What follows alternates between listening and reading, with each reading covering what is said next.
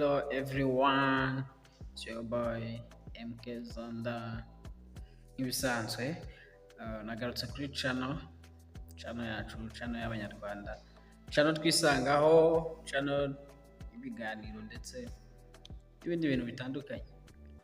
Uyu munsi maze iminsi ntekereza ku bintu bijyanye no kuba umuntu uyu munsi ariho ejo azapfa.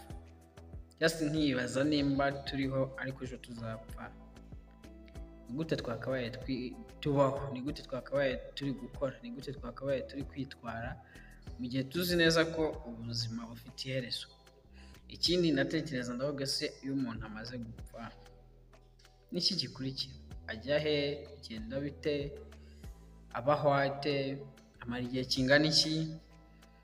Nyine ari aho yagiye cyangwa se ari mu butaka.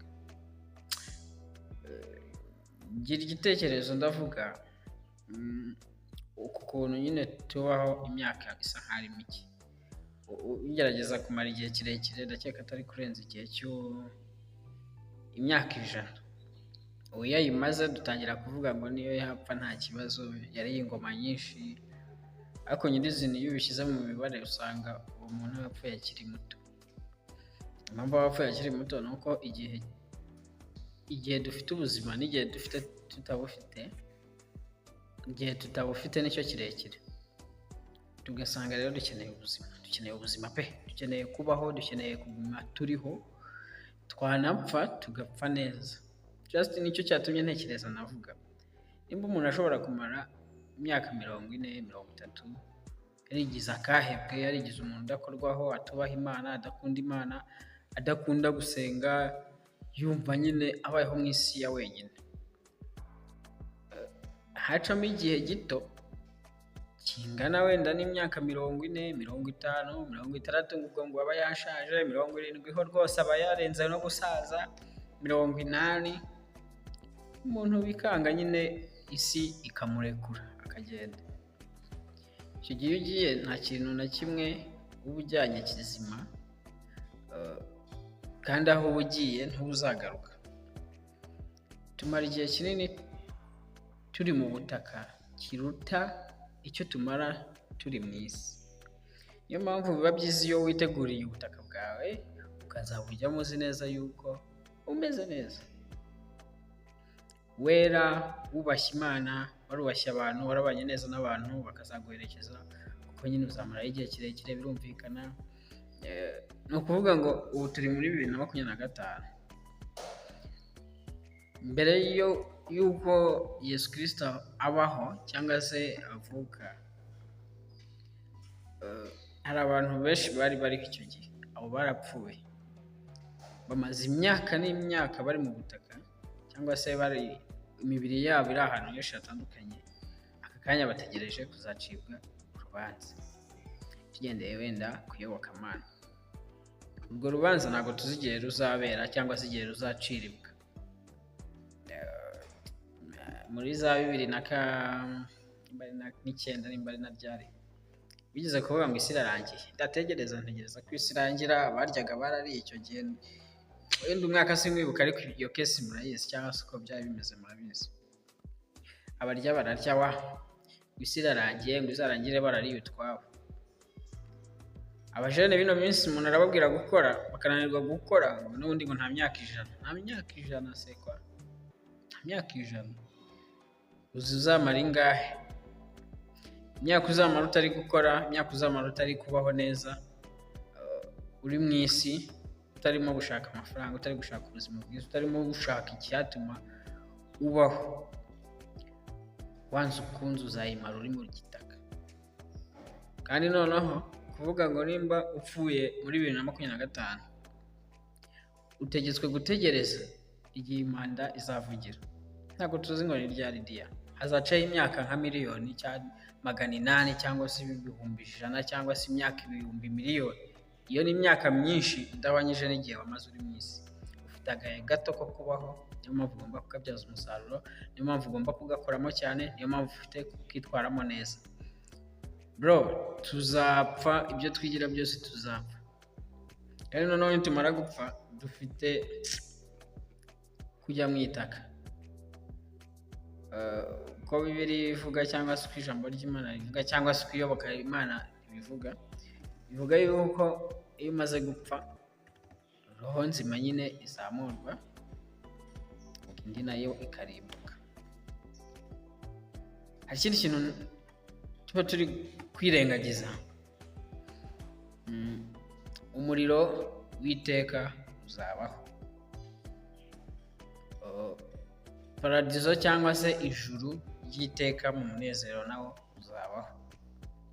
Atekereza nkavuga uvuga ngo nitugera mu ikuzimu cyangwa se mu muriro utazima abanyabyaha, dutegetswe kuzahora dushya ubuziraherezo.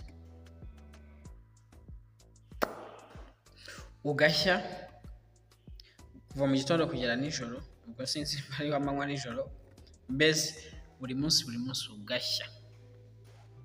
Ugashya ku wa mbere, ugashya ku wa kabiri, ugashya ku wa gatatu, ugashya ku wa kane, ugashya ku wa gatanu, ukajya ku cyumweru. Noneho wamara gushya hamwe wenda nko gushiramo akuka uvuga ngo pfe, ukongera ukagaruka ukagira imbaraga, ariko ukazigirira mu muriro. Ibyo bintu bikaba igihe cyose, nta gihe na kimwe uzabona pause y'uwo muriro, nta gihe na kimwe uzava mu muriro ho gato ngo basi ugaruke, nta n'igihe na kimwe uzongera kubona nyine cyo kuvuga ngo umuriro ubayeho urarangiye, reka njye muri pause, cyangwa se igihano cyanjye wenda cy'umuriro kirarangiye. Never, kizahoraho iteka. Ikindi, ku bantu bazaba bari mu ijuru nabo bazabaho igihe cy'umunezero mwinshi cyane, igihe kirekire cyane, igihe gihagije cyane, mbese banezerewe. Ukenera kurya ugahita wifatira utubuto utembera, uvuga ngo ngiye i Kigali, ugahita ufurayinga, ugahita usimbuka. Ni ibintu biri sipo. Bazaba banezerewe abantu bo mu ijuru, bazaba banezerewe abana b'Imana, bazaba banezerewe cyane cyane pe. Icyo dusabwa ni ukumenya ikintu kimwe, kubaha Imana nibwo bwenge, kuva mu byaha niko kujijuka. Rero niba ushaka kuzabaho iteka ryose uri kumwe n'Imana, yubahe uyikorere. Nimba wumva ukeneye kuzashyirwa ubuzima bwawe bwose, komeza wigire ibyo Mana, igira ibyo, idurike. Aho uri kwidurika wenda ni kwa so, aho uri kwidurika wenda ni mu isi, aho uri kwidurika wenda ni muri UPI ya mama wawe na papa wawe, ariko menya ko uzapfa. Idurike Mana, idurike, ndakwemereye. Uzashya ushya iminsi yose. Rubanda barakina bro, uzashya. Twubahe Imana, tuyikorere, tuyubahire muri bagenzi bacu, tubane neza na bagenzi bacu, dukundane. Mbese nubona mugenzi wawe hari abafite intege nke, umwegere, umufashe abashe kuzamura intege nke zizamuke, uzaba ukoze umurimo w'Imana.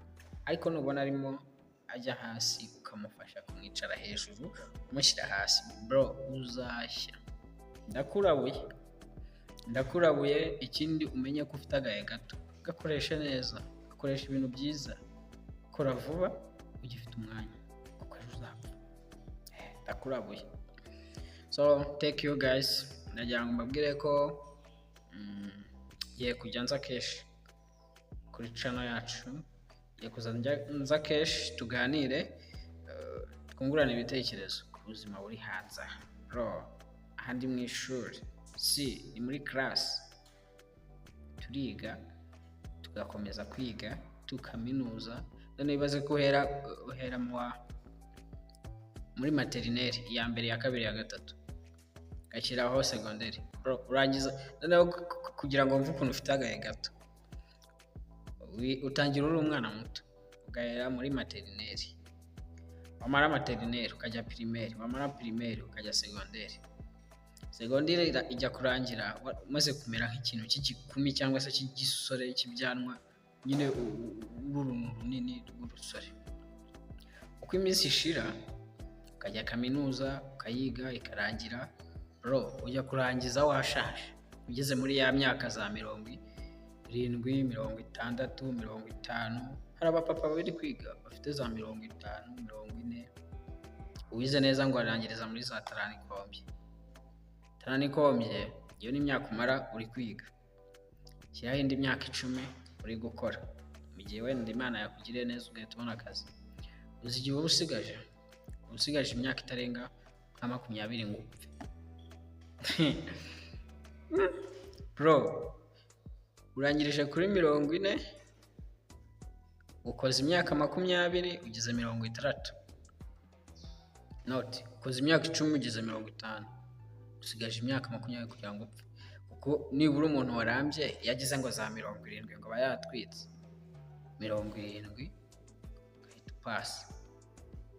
Wiga igihe kinini ukaba hagaye gato unezerewe cyangwa se uri gukora. Uko iyo uri gukora bro unezerewe, byabajene barabizi, unezerewe hagaye gato nyuma ukacomoka. Birabasaba kwitonda wa bro, mwitonde mukorere Imana muyubahe, ibindi Imana iri kumwe natwe. So ubutaha iki kintu nzakigarukaho noneho ku murimo. Dukore bro, kora man. Anakuraburaga ko ugomba kwibuka ko ejo uzapfa.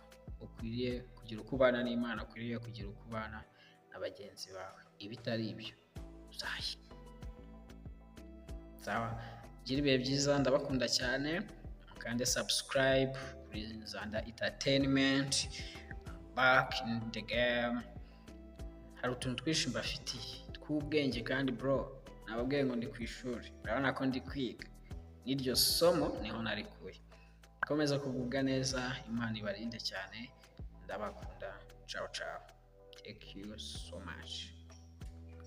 Tekereza iki nyuma y'urupfu? Nyuma y'ubuzima. Ubwo se nyuma y'ubuzima nyine se nyuma y'urupfu? Yego. Aya nyuma y'ubuzima haza urupfu. Nyuma y'urupfu nanone hari ubundi buzima. Hama njye uranjyana nyuma y'iki? Nyuma y'ubu buzima utekereza iki? Nyine nyuma y'ubu buzima se ubwo nyine so gupfa. Nyuma nyine yo gupfa. Ibintu ntekereza ibintu bijyanye n'imyumvire y'ibyo twabwiwe. Ko cyambere tuzi ko umuntu yapfuye iyo atarimbutse ajya mu ijuru. Siko bivuga se Imana igutuza heza. Akabona ugenda bavuga ati shati urame hamwe. Ati shati. Wowe bose bavuga kandi noneho atari bo bacamanza nyine. Rero nkatekereza ko nyine iyo umuntu apfuye biba birangiye, nta kindi wongera gukora, nta yindi myanzuro ufata. Hanyuma ikintu navuze neza ku gupfa njya mbwira abantu tuganira ni narabivuga hano, ikintu kimwe nemeye numvishe narakivuga neza, nuko iyo umuntu yapfuye, uko ntekereza uko umuntu yapfuye nyine uwo muntu tubona, nuko mbona ko atabimenya. Iyo umuntu apfuye ntabyo amenya. Mumurekeye aha yahikura ngo avuga ati narapfuye reka wenda mve mu bantu ntibikunda. None utekereza iki ku gusinzira? Kw'ibitotsi ariko cyangwa gusinzira gupfa. Gusinzira njye mbona nabyo ari nk'urupfu ruto. Ni nk'urupfu ruto. Gusinzira? Yego. Umuntu arasinzira ari mu bantu akasama. Ese ubwo nta gapfu kaba karimwo. Akasama ngo ese umuntu yigeze kumfotora nsinziriye yagucyuye amaka video ndavuga ati wakabyara we babarira abantu basanzwe biyenza kuri gato bisi wenda ngo amafaranga ati we gusinzira rero ibitotsi ni kimwe cya kabiri cyo gupfa. Ni nk'urupfu. None se niba twarabisogongeye tukumva ukuntu gupfa bimera, kuko gusinzira ni kimwe cya kabiri cyo gupfa. Ushobora hari abasinzira ntibagaruka benshi sibyo? Niba buri muntu yarabisogongeye akumva ukuntu bimera, kuki dutekereza ko nyuma y'urupfu hari ubundi buzima? Kandi umuntu asinziriye nta kintu kimwe abazi nk'uko nawe bivuze. Ntacyo wamenya. None abantu badukurikiye bamenye ngo n'umukanya bagiye gusinzira bamwe, abandi ubu barasinziriye. Ntayibaza birangana biri kuko sinzi impamvu amaso ibibazo biremereye ntabwo biremereye n'ubwa mbere bikubajije ariko gusinzira uko bitandukanya n'urupfu nuko wakanguka iyo udakangutse nyine n'ubundi ubwo wasinziriye banavuga n'ubundi ngo nugusinzira niyo usinziriye rega nabwo ni nkaho uba wapfuye jewe ndabizi uyu muntu wasinziriye ntabwo aba ahari ntabwo njya ngora neza abantu bakabarondo urumva barusha ubutoni kubera ko uri i Kigali ntabwo se nabo barusha gute se ejo sinagiyeyo twagiye gushyingura umusaza wa madamu wajya imbere y'Imana ubwo se mbarusha iki kandi twese twabyiganiraga ku irimbi ngo turebe koko kagiye noneho naho nahigiye ibintu hari umunsi utiga se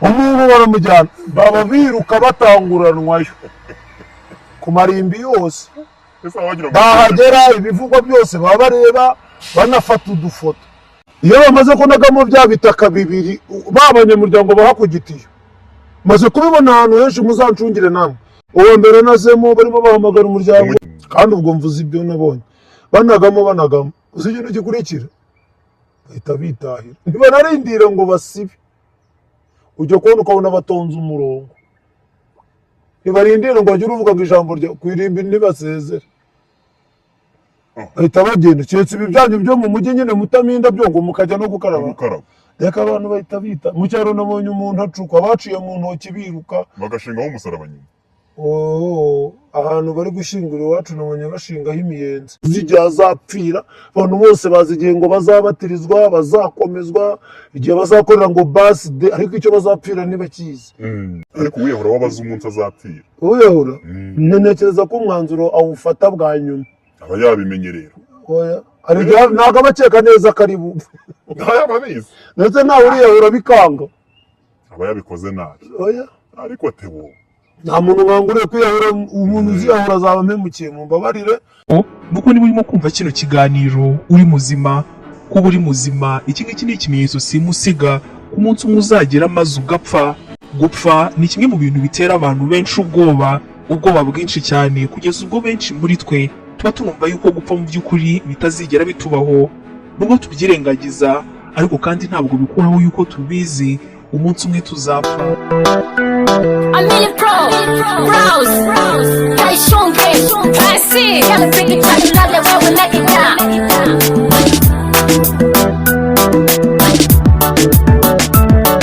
Mfite ubuzima bwiza umutunzi ukomeye kabisa abandi bamfata nk'umukiza umuzeho ndije nkakiza nyuma yo gupfa nzajya hehe yahagange byandikwa hehe nigute nabona ubugingo ndajyanye mu gitabo cy'ubugingo ubu njyewe ndi umukobwa mwiza yereranywa n'ishusho ya Bikira Mariya yaba abagabo n'abasaza simbatinya zifite feye kuko navutse ndikarishya w'inoti ndamuta nyuma agasaba ifete yes ndakirya kikabidoga imuhoresha ejo iwacu ko njya gusara mu masengesho nyigira night club mu bunyerezo n'amayinshi nta mutima nta bitekerezo sinakandara ahubwo njyewe ndi icyorezo basaza banjye ushatse kumvuga ndatikura mfite sentinwa n'amaganda aritura 19 nk'agakecuru rukukuri kavuye mu mutwe nka Nyabugogo n'ukuri iyo ndebye ibyaha nakoze mbona ntazababari Yesu yababariye isambo nanjye nzababari nkahora mfite ubwoba ngize nzapfa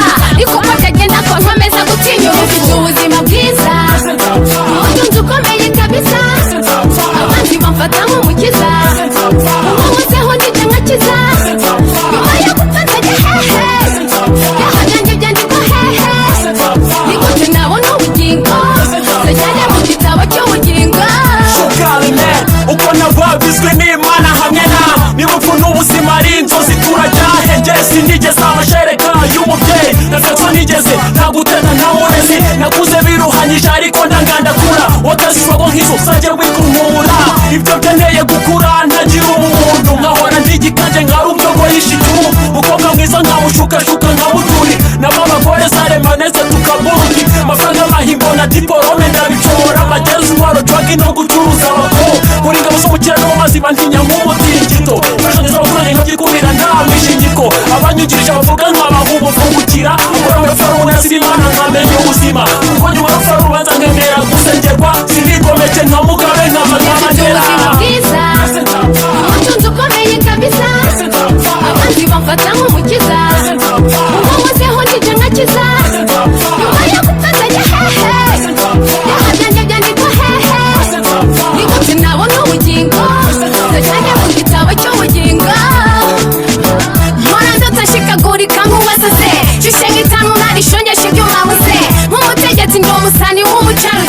mfite byose naraminusha ko ndi nk'ipusi ngera hose kama boss ntawe unyamagana mfite abajibyegera amagana n'amagana umwamikazi ndigazwa kuko mata abagabo sinzi icyo nshaka ntabwo nyuka rwanda rwagasabo jya mu hoteli imwe nkumva ntazayisubiramo imyenda amahere n'inkweto nkumva nabivamo ibiryo byiza ahantu heza nkumva narahaze nakwitegereza nkabona narahungabanye najya kwisuzumisha ku bantu bashinzwe ihungabana batsigenda rwose turamo n'uri mutaraga nuko n'abandi umuntu ukunzwe nka Jacob Zuma nzaho urugero rwiza abantu bose bandi inyuma nyiranuke mfasha abandi bazanyibuke nk'intwari kwa rupfu niho twese nzabona icyo mvira umwami ubuzima bwiza umutunzi ukomeye kabisa abandi bamfata nk'umukiza umuhozeho ndetse nkakiza nyuma yo gupfa nzajya hehe yahanange byandikwa hehe nigute nabona ubugingo nzajyane mu gitabo cy'ubugingo stereo kuva kugeza ku iherezo